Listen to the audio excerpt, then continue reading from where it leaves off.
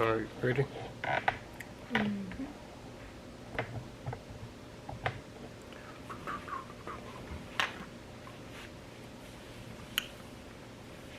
You ready? Ready, Freddie. You ready? Ready, Freddie. Alright, let's go. Odd Owl Podcast, what's going on? I'm here with, D. Smith. and I'm Chase Way. We back with another video. Oh, yes. Hey, this me, your girl, the entrepreneur. Did I mess it up? No, you didn't. No, okay. Just making sure. Hey, we do it all like that. I'm your girl, the entrepreneur, business owner, bookkeeper. I'm retiring the tax paying thing. And, hey, it is what, October? Yep. It is We just came October. off of your month. My birthday month, yes. How was your birthday? Good. Great. Better than amazing. How What about did you that? do for your birthday? I went out to eat, and I wanted to go to this place off in Sherwood, 107, the barbecue place. Right there. Smoking Buns. Yeah, It was one of the things that Pappy took us to. Christy's dad. So we went there and ate. We didn't really do nothing. Did I go to the casino? Yep. And that Saturday I went to the casino. Remember, and did the little game. Yep, I remember. Chilled act, really. Didn't want to do nothing big. Enjoyed my days off. Not doing nothing, not thinking about nothing. So Well, good. Was that relaxing for you? it was.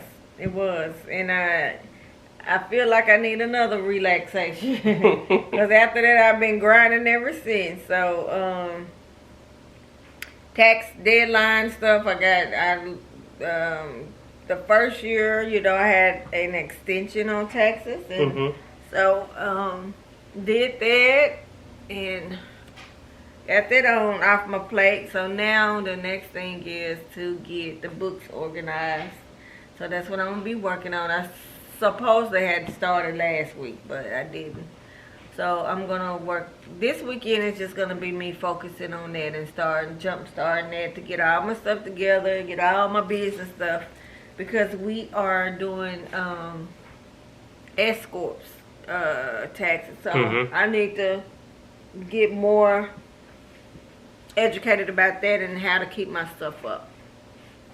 So I won't be doing what I'm doing this year. Got you. So, but this is what I thought about. What did you think about? Us talking about our class reunion.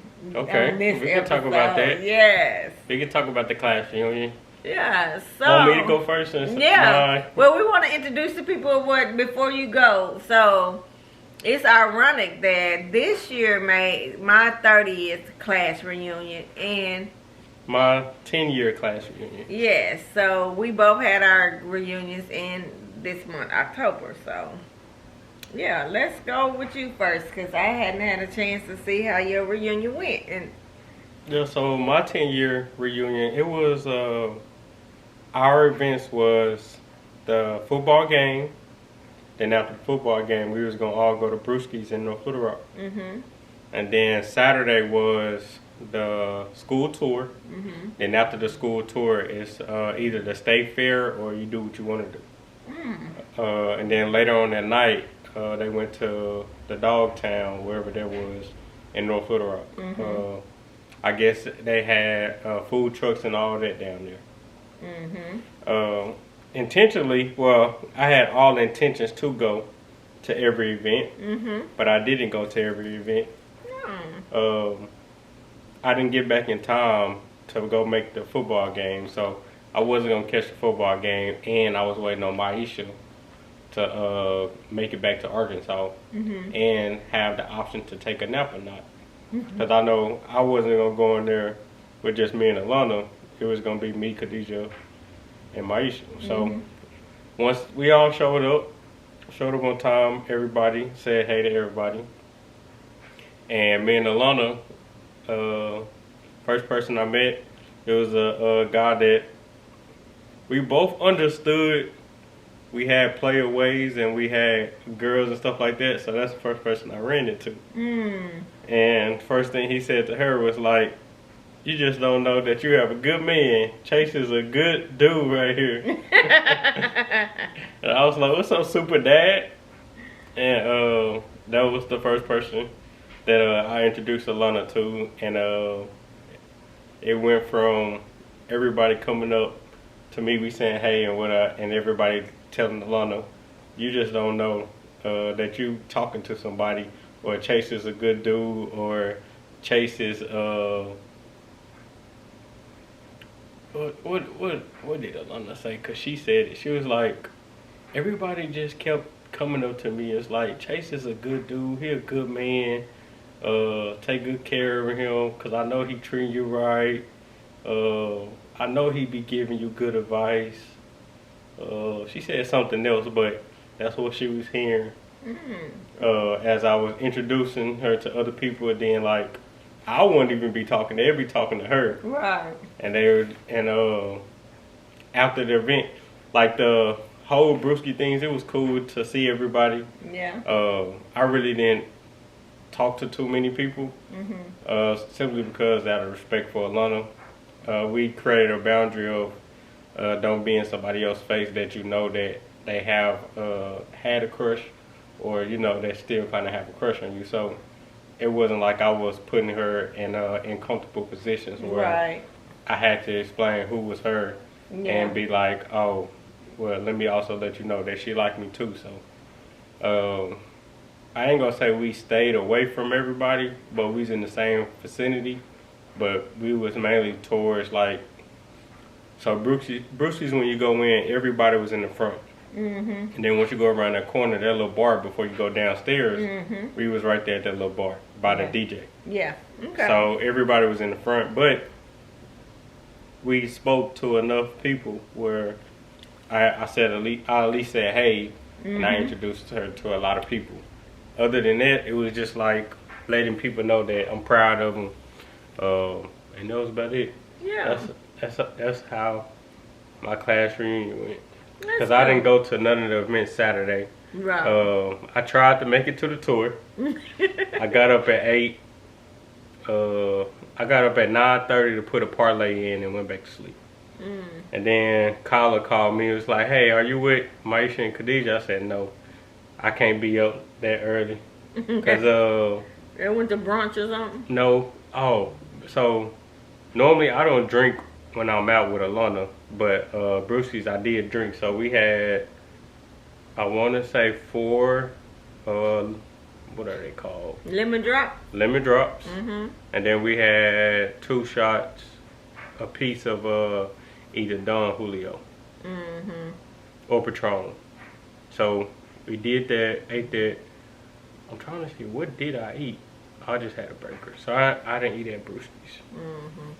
And we did the karaoke, of course. But that was about it. And then after that, we had like a little game night over at Alana house. Maisha Khadijah came over. And first I was gonna ask Alana, did she just wanted to do it with Eddie? Because Eddie said he was doing something at his place before they went to the Dogtown event. But she was like, "No, I invited some friends and stuff, so they just gonna come on over to her house." So we just held a little event at her house, and that Saturday was mainly just chilling, laying in bed. So that was my class reunion. It was pretty much chill. Yeah, it's funny. Keeping the boundary in line. And yeah, it's so funny. That's about it. Sounds like kind of like your mom's class reunion. So I paid for all the events to go to. Hold on, so y'all had to pay? Yeah. Okay, so originally ours was all paid. Like we was gonna have to pay for the alumni and the guests. Nobody didn't put no money up, so they had to switch it around to make sure that a lot of people would come and all that. Yeah. And a lot of people were saying that they traveling. So Sunday, they did have like a little brunch set up, but they weren't gonna do the Sunday brunch because everybody said that's why we not paying, because it's like, why pay all this money, but I'm not gonna be contributing, so that don't make sense. So now they was like, well, you just gotta pay on your own. Just show up, and we're gonna go to these places. Yep, and that's, you know what, and it's so funny, y'all.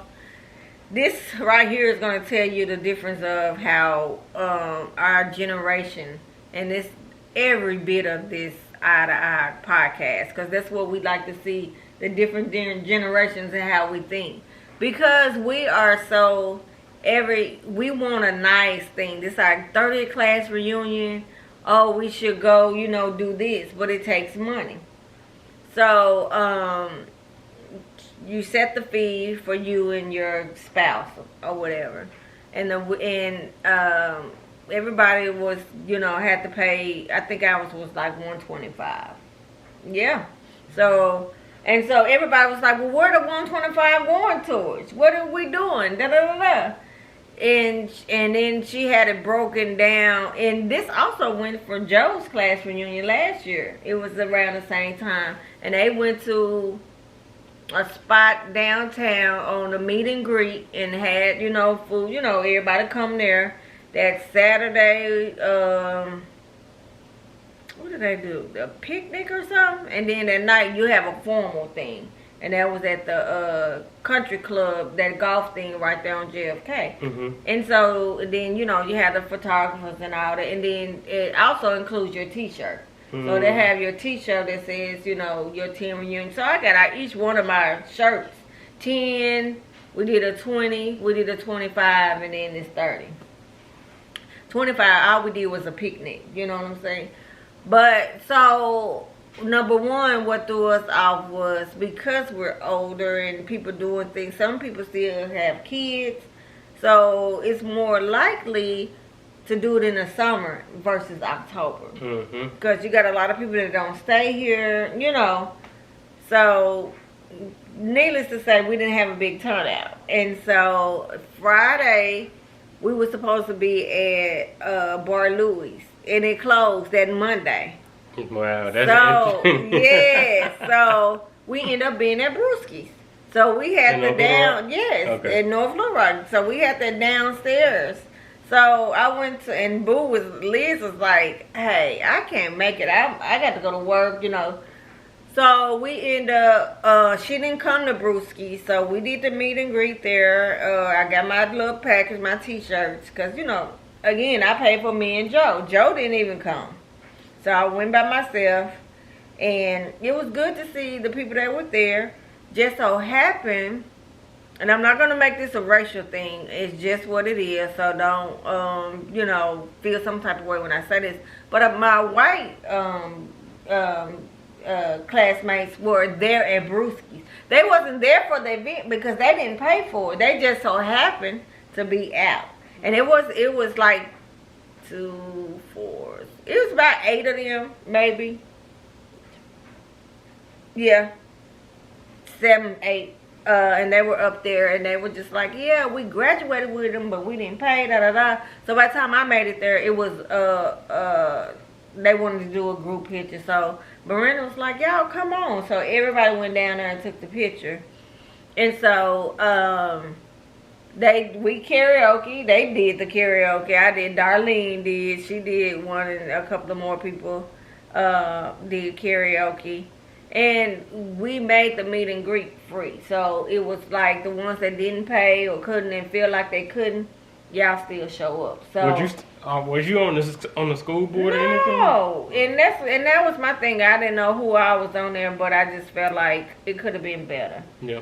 But and I think that's what the planning, whoever planned it wasn't, and then Miranda did her and Kim. And don't get me wrong, they did a very good job of planning it. It wasn't a big turnout. So that Saturday, I didn't do anything either. So that Saturday was at Sherwood Forest. The picnic was there and later on. I didn't go to either one of them. So, but after Brewski's, we ended up going to the north. So I called Joe. He come out. So everybody and my white friends, we all went to the north. So they came, and so we had a good time. So that was great. And Liz ended up coming because I called her, so she was off from work and she came. So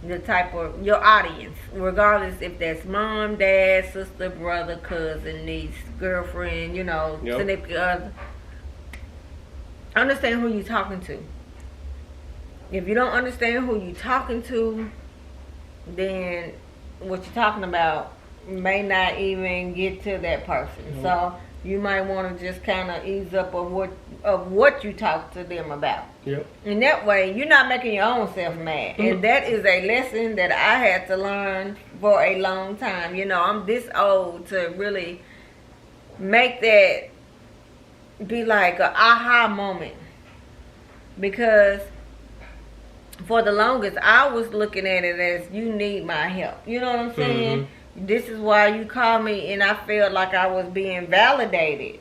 But that wasn't the case. I was hindering. And it's like a spoiled child, You raise your child and you do, if he fall, you're going to catch him so he won't fall. That type of thing. But eventually you're going to have to let him go or her go and fall to let them realize it hurts. So you're going to stop falling, right? Yeah. And so, and I think that's in our relationship, that any household, any family, you do that, and then when you say no, then that's when you you figure out that true person. Yeah. You figure out it's like, oh, it's all on you then, because you didn't do what they want you to do and stuff, and all this time you've been like, hey, I'm doing it because I love you, not because I have to do this. Yeah, you was doing it because it was genuine. It was genuine. And they were asking because, excuse me. Oh. Oh, we're going to cut that out. Never. Yeah. I'm getting monetized on Facebook now, so it's definitely staying. Oh. First time cussing on video. Ain't that something? Oh, don't do that. But that's how it is, and I guess it's all good though. But that's how it is. You got to be mindful. Like I say, each generation, with this class reunion stuff, you want to see y'all growing and elevated, and I think that's the most important thing to me for that night. It was growth. Everybody came together, had a good time. We left there and went, to the north, and we were just kicking it. So yeah, that's another thing I do want to point out. Another thing that I noticed, so of course we had our people that we went to, what is it called? Spring break. Senior trip. It wasn't just isolated like how it was in high school. It was like everybody was included, like how it was like when it used to be like a kickback every Friday and stuff like that. So it felt like that, and it's like, dang, it's been a while since we all been together. Yeah. So it was like a refreshing feeling. And I think that's as a human mind, you need activities and events to make you realize I'm doing okay. Yeah, and then just to get like that human communication, that human interaction, it felt good to see like, dang, we was in class almost every day. And I told Alana, I was like, I know for my senior year, I remember going into my senior year, I was like, okay, I know this might be the last time I see them. You don't know who's gonna make it out the senior year. So it's like, I'm gonna try to do my best to say hey to almost everybody. And like a few people that I haven't seen since, they was like, I'm so glad you said hey to me. I didn't even know that you paid attention. I thought you would never speak to me. Like you were stuck up and all of that. And just that little gesture went a long way for them. And 10 years later, they can come back and say that to you. So that was a big impact on them. And I was like, dang, I would have never, I said, I never thought that, but for 10 years, I was like, when I spoke to the person, I was like, I ain't know that I was impactful like that. Yeah. Well, that goes to show you, and I'm going to tell you this lesson, that goes to point out when Joe told you you wasn't going to go to the burial thing at first. That's what he meant by that. your presence. You don't know how much someone puts you, how we value you as a person. So in that time, regardless if you didn't say anything or do anything or you didn't know, just the support of you being there is a big impact for your mom and your granny, at that moment. Yeah, I guess I still don't understand that point. It's the same thing as dude. Yeah. Yeah. Because people perceive differently. And you don't know how they perceive you until they tell you. They don't know how you impact stuff until they tell you. Yeah. I somewhat understand, but I clearly don't understand. It's like I'm trying to gain a comprehension of it, but at the same time, it's like, okay, the reason why I do understand because I have a clear understanding that you are needing my support. Right. The point that I don't understand is whether I show up or not be there, you are still gonna be there regardless. And it's like, even though I understand that we're not supposed to be put in the earth, we're not supposed to be digging the hole 6 foot. Mm-hmm. Like, all of those are like tied into paganism, and it's like, why would we keep putting our emotional in this war in this cycle of you know what it do to you psychologically. Mm-hmm. Nope. You know what you do. You know what it do psychologically. Mm-hmm. There you go. Psychologically. Why do we keep putting ourselves in trauma? It's exactly the thing that we talk about now. Your view is different than their view back then. So it's not about putting me through anything. It's about respecting what she believed and how she wanted to go. And it's not for me, because I can't speak to anybody else, psychologically, for me, I don't put myself through nothing but doing the respect of, what she would like for it to be. Me, you already know how I see it, so I'm different on that aspect, but I'm also in between on that realm to understand how they feel. Mm-hmm. Yeah, I wouldn't do it either, because you watch these movies in the different tribes and stuff, and they burn the bodies and put them in the water and, let them sit. So this is a custom of something that was picked up or shoved in our culture that doesn't even supposed to be in our culture. So, but you cannot excuse the fact that, this is something that she wanted. That's what she wanted, and she wanted something different, and it's like, hey, put me on burn me, and or anything else, it would have been different. I understand the whole point too, but at the same time, when I'm talking about my values and the morals of the support, is what I'm talking about. It's not about you understanding why, just you being a support. So I think that's my whole thing on that point. What I was making. You didn't have to understand why we, got to see her go down, and, this is how, because some people, they can't take it. Some people don't even go back to the graveyards and stuff. So, and I get that, but it was just one of, again, for me, being the in-between. And it's like, if I've been putting this in front of your face for all these years, saying that this is orange, and then knowing it was red, and then you go somewhere else and you be like, oh, I like that orange, and I be like, boy, that's red. It's kind of like I told you a fib all your life. You condition. So yeah, that's the word. Yeah. We were conditioned to bury our loved ones that way, because society said that this is the way you bury loved ones.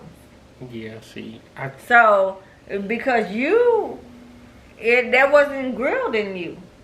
That was, I didn't, that stuff for me, I've always been like that. It didn't have nothing to do with going down in the roots to understand that part, because I hadn't really, studied that. It was the point that I didn't realize that you have to spend that much money to bury somebody. That was just is this what you pay insurance for? And so when I start studying the finance part and how rich people do things, now it makes sense. This is the way it's supposed to be.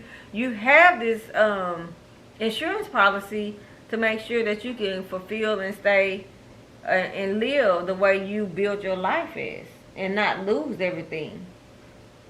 So you're building this to maintain your lifestyle, pretty much. Yeah. And then you got the other people that's greed, and they'll kill them because they, all of this crazy stuff. But I get it. I get your point where, yeah, we sometimes as human beings, we do things that need to be reevaluated or unconditioned, your thoughts and beliefs. And because your thoughts and beliefs is not aligning up to what that was, so you're like, why I need to be there? I don't believe that. It's kind of like, people. And it's one of those funny. Me and Alana had a serious conversation about this. She was like, would you ever go to a funeral to support me? And my first answer was no. And I was like, and she was like, wow, that's selfish. I said, okay, that's fine. So some time went by, and she was like, that was real. I have like this feeling that it's unsettling to me that you wouldn't go to support me. I said, you asked, would I? You didn't ask me directly, could I go to support you? Two different things. She hates you. At the beginning, Right. I said I don't like going to funerals. I don't like doing it. Why? I was like, that was one of my non-negotiables. I just don't want to go. But it's a difference when you intentionally ask me to go to support you. Yeah, I'll go. And she was like, so would you go to your mom and dad funeral? I said, personally, no. She was like, why? I was like, because they both know how I feel about funerals. They understand that, what's the point of why we're going to a funeral? I was like, I understand that I said, if it wasn't for my mama asking to go to my great-granny funeral, I would have never went. And she was like, wow, that's crazy. I was like, I did my job to love and have a relationship.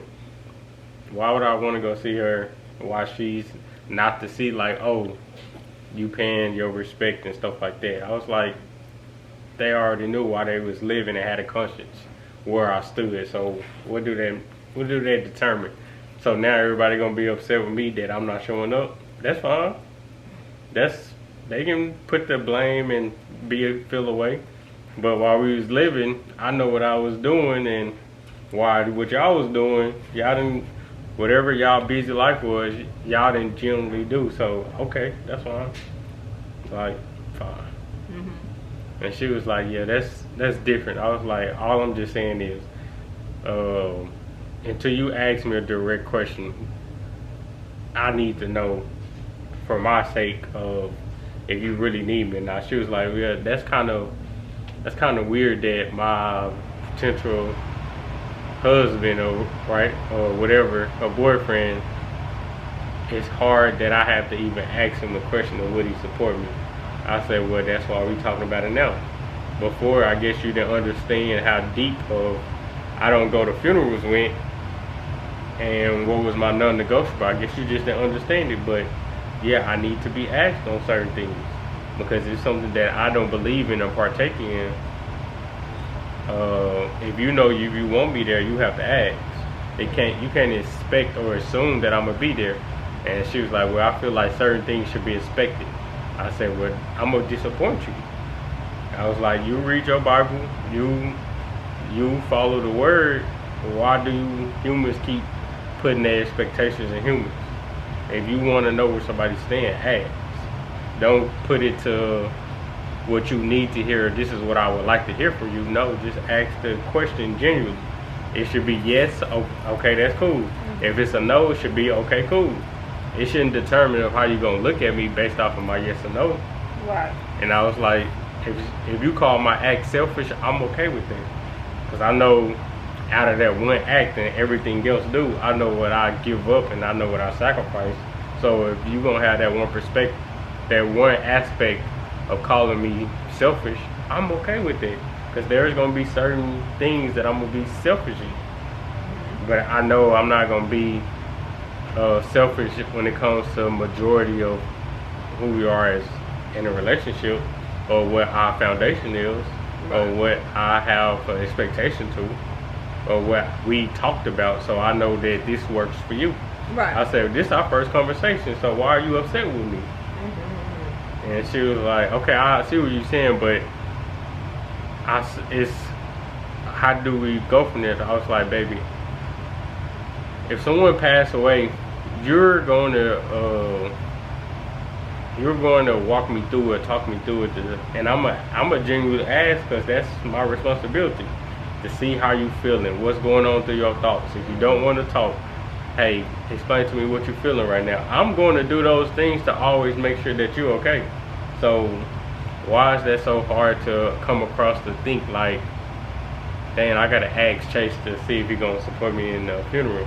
I was like, whether it's your mom or whoever that you love, at first I didn't know that, but now that we're having this conversation, now I know this is the expectation. Yeah. That if it's really somebody you cared about, you will want me to go. Yeah. And a lot of people, that was a very deep, good conversation, and I'm glad y'all had it. Because number one, I can fully understand her point from a woman's point. Yeah. It's the same, Joe and I. He don't go to funerals, you know. Now he at a funeral and I'm not there with him. Because I don't like funerals either. I don't go to funerals unless I have to. And what I mean by that, yeah, it has to be my close-knit family. Because again, I was this age to realize that I can't control anybody's actions. Mm-hmm. But I'm in the in-between realm of what I was conditioned to do. So as far as it was my close friend, you know, mom, I'm gonna go over there and get that card and get them some water just to say, hey, I'm sending my condolences. Sorry for your loss. Those words right there. Because at the end of the day, for some people, when all of that is gone, you just still there. Yeah. And so now you got to learn how to live without that person that you really cared about, you loved about. So you got to really have to learn how to live without them, without hearing their voice, without getting their advice, getting their opinion. So when is that important to your significant other, however you show your support, you need to. Even if you just there because you don't believe in, you just sitting there, yeah, that makes that person feel like, hey, he cares a little. Yes, everything, and that's the funny thing about us women. You can do everything perfect, but you do one little thing, and then I'm going to just be mad at you because you know. But also, you do have to be direct to that person and let them know. Because, hold on, before you, is that a high five? No, I know you had a question, but before you had hold your thought. But also, women often assume. And when we assume, we get mad. Because we assume that you're going to be there. We assume that, hey, you know, this is Valentine's Day and it's important to me. And you may not celebrate it. But celebrate me, even though you celebrate all the times and out, because you condition and the world put this in front of you to celebrate this day on this day, this time and day. But also when you have that conversation in y'all foundation and you know that this is how my boyfriend is, I'm going along with it, Do you go along with it to pacify him, to keep him around, or do you go along with it because you believe the same thing? That's something that the woman has to look at herself, or just have a conversation, because sometimes people don't have that conversation with their significant other, and they want to compromise just to go your way and then feel this way, and then they'll hate you down the road because you know that you ain't gonna change, you know. And then women often feel like they can change a man, and it doesn't happen like that. So you just have to respect the fact of this, and then move how you move. Because I had to learn that in the beginning of my relationship with Joe, and when I used to go and, hey, you want to go, it was always no, no, no. And then I would get mad. Why not? You don't want to go with me? You don't want to be around with me? You know, all of that.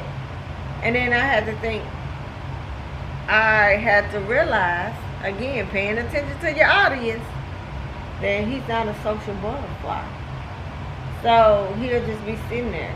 Why would I torture him to go with me because I wanted him to go? And so I just said, hey, I'm going here. Then eventually he started coming out, shoot, you ain't leaving me at home, you know. So I kind of just done it like that and let him choose for himself. Yeah. But when it comes down to that, I feel her on that because, yeah, that it, even though you, I didn't need you holding my hand during that time, but I just needed you there. Your presence was, because her presence was gone, so I needed your presence to be there. So. Okay. And your question? My question was, well, it's not even a question, it's more so of a response. Okay. Knowing that I have a woman that I see that she's going to be around, and I also understand life and death, but I'm also here to protect her as well. That's the only reason. There are certain things that I do to make sure that I'm proactive in, that I know that she's gonna cherish on the back end. So, like certain things I might say, I might not repeat it often, but like I might throw out certain things whether she catch it or not. But if you know someone isn't living to best, or living the best, or isn't doing the right things, or you can kind of see where the end of the road might go.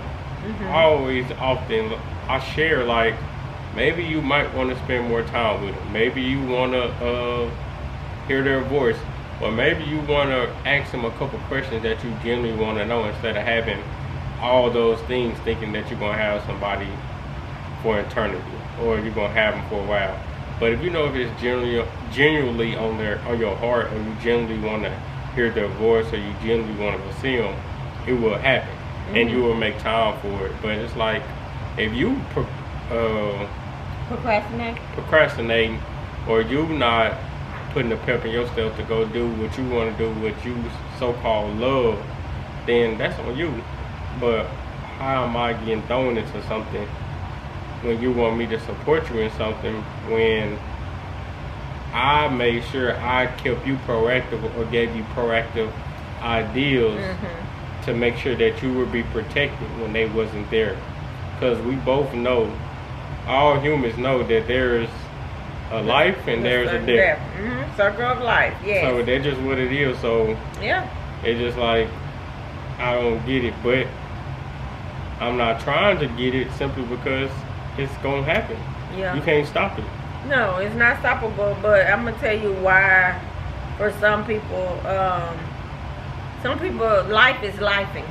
So I love this person, but shoot, I'm also trying to. Some people can't multitask, and that's like a multitask in an adult life. You got to go to work. You got to go, this. You got to pay bills, and then you look at people making time for vacations and stuff like that. You prepare, so you want to make sure that you're that person that, hey, prepare yourself, because this is going to eventually happen. If this is the person you love, then make preparation of to spend as much time you can, so when it do happen, it won't hurt so bad when it does. I get that. Some people can't, because some people is a one-track mind when they think about stuff. You know, example how a simple task, I had to tell Coolio one step at a time to do stuff. Yeah. If I tell him more than 2 things, eventually he's gonna forget one of those things I tell him to do, and that is some adults. Yeah. So everybody don't think like you think, don't think like I think, and don't do what we know, because we have these conversations. And that's fine, but I don't hold nobody to be. I don't hold everybody to be their best self, and I don't hold nobody to have it all together or like be on the right path. I'm just generally saying what's on my heart, with just being mindful of when you do get time. Like, I'm not being forceful with it, but I'm at least making sure that when I bring it up, I'm reiterating the same thing. It's like, hey, write it down, or hey, come on, go on and write it down. Don't worry about it. I'm gonna send it to you. Like, you're supporting her in other ways that should be supportive, and that should be validated enough. That's just with everybody though. Yeah. Like, I also know that we all live in our own world, but it also just comes with knowing that regardless of what it is, or being proactive or being reactionary, Chase can't shield or cover whatever you're gonna be feeling, whether if I'm there to show up or if I'm not there. You still gonna be empty inside. Yeah. So what's the point? Well, I can't speak for her about being empty inside. No. I'm just saying. Okay, well, let's just put it on me and you. Let's just say if I didn't show up, your main question would have probably been like, why didn't I show up? I would have gave my reason, and you would have probably either been okay with it or not okay with it, and you probably would have just tried to figure out why didn't I show up, and we had a conversation. But since I showed up, no question came out of it, and now it's like, now we are here living in real world, but now that it's been a year, you still feel a void. I don't feel a void like that. It was. I ain't gonna say. Well, you still felt a void, because the void is not being able to talk to her and stuff like that. But the reasoning for me behind is just knowing that, it wasn't for you to replace a void. So that's not why I needed you there. I needed you there because, see, and I tell you this all the time, you know how it was like for me, like with Joe, the things that I go through with Mom and Sean, I got somebody that has my back. Gotcha. So before Joe came, you was the one that had my back, knowing that you knew it or not, because you were, at this time, I'm not talking about having my back because you adult wise, but still, I'm having somebody to love, loves me unconditionally just like I love them. Yeah. So it's the unconditionally love support. It ain't had nothing to do with replacing nothing. Yeah. But not having that genuinely love. You know what I'm saying? Someone that I know didn't use me because for their own selfish reason. Gotcha. That's the support. So when someone loving you unconditionally like that, regardless of you knowing you cannot replace the grandmother or the dad or the mom or whatever, but you can always still know that I got somebody still here that still loves me unconditionally. That's what that is. Okay, it has nothing to do. Sense. Yeah. So it's just more so just of looking for the emotional attachment of knowing that once I see this person, I'll feel a sense of security. Yes. Gotcha. Yes, your security. Exactly. You're the security blanket. That makes That's all you're her security support. That's because she know all of that.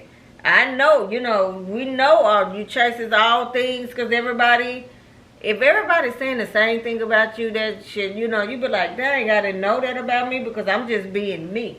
Yeah, I know. It's not that I don't know. I know that. I just don't take advantage of the things that I know. Yeah, because I don't like taking advantage of. And that's what makes you even more special to have that support, knowing that I know he right here because he really don't want to be here, but he being there for me. All of that, you know what I'm saying? Because and then after that, I thank you for being there.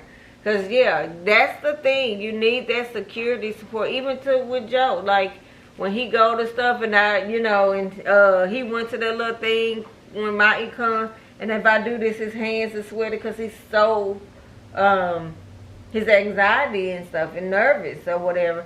And I thank him all the time. Thank you for coming here and supporting me. And he'd be like, when it's over, I said, well, I'm going to do this and then we can leave. It is a big thing just to show up, knowing that you're getting out of your comfort zone or something that you really know, I know you don't believe, but you're doing it for me or you're doing it for Alana. That's the whole thing. It's a security support. Nothing to do with no replacement support. Because, that's going to always, I can't get another grandmother like that, Yeah. But, hey, I'm going to love the ones that I know that love me unconditionally and receive it back. I still have that. Gotcha. Yeah. Makes sense. Yeah. So anyway, that was that deep thought. That was a good conversation for all of us. So, and everybody should understand the difference. It's funny how the generation gaps think. And let you know that our class sucked. We could have been free too, and then have to spend all that money. Oh, but anyway, that's all I have. That's it. That's it. Hey, till next time, it's going into Thanksgiving. Of course, another thing he don't. I don't know what kind of child I raised. No, I didn't raise a good child. As you was telling the story, I'm going to leave out with this. As you was telling that story, it made me feel proud about how you were raised. I think it was good that pushing you to a level that, you thinking about what you needed to do on your own. You'll have your own beliefs and stuff instead of conditioning you to things that... the world, trying to see the world in their eyes. Yeah, it's good that you see the world in your eyes and your beliefs. Yeah. All right, y'all. We out of here. Peace. Oh, they come up.